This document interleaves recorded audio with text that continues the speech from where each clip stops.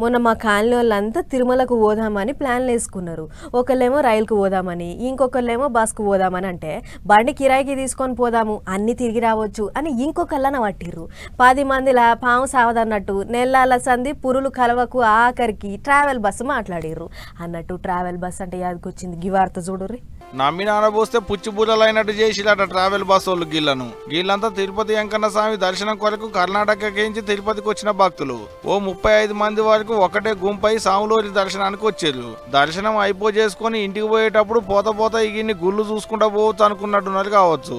అందరు ఒక కాడ గుంపై ట్రావెల్ బస్సు మాట్లాడుకొని పోయిలాట. ఒక్కొక్కరి కాంచి 2300 రూపాయలు వసూలు చేసిరట ట్రావెల్ బస్ వాళ్ళు. తీసుకొస్తాం, గుట్ట మీద పుక్కట్ల దర్శనం చేపిస్తామని కూడా చెప్పిరాట. తీరా గుట్ట మీదకి పోయినాక వాళ్ళు ఇచ్చిన టికెట్లు అలక తక్కువ టికెట్లు అని తేలిందట.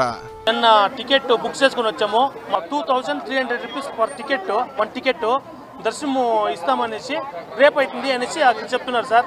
తిరుమలలో అట్లా అని చెప్తున్నారు. వీళ్ళు పేక్ చేసి మాకి 10:36 నెంబర్ ఉంటారు ఆ బస్సులో. ఆ బస్సుని ఇంకా తీసుకొచ్చేసి ఇక్కడ దర్శనం పోవాలంటే 10,000 ఇస్తామంటే కూడా అది కూడా లేదు దర్శనం. అగనట షెల్లని టికెట్లు చేతిలో పెట్టి వెంకన్న దర్శనానికి నోసుకోకుండా చేసేలాట.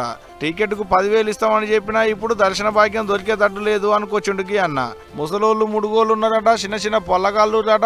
ట్రావెల్ బస్సులో పోయిన వాళ్ళ దాంట్లో బీపీ షుగర్ అటువంటి ఉన్న పెద్ద మనుషులు కూడా ఉన్నారట.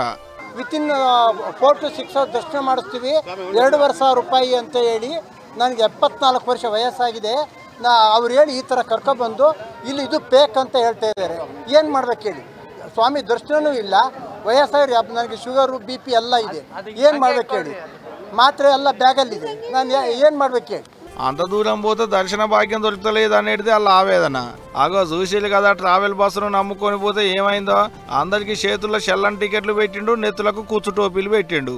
మరి చూడాలే గంత దూరం పోయిన భక్తులకు వెంకన్న స్వామి ఆయన దర్శన భాగ్యం ఇస్తాడో ఇయడో అనేదిగా.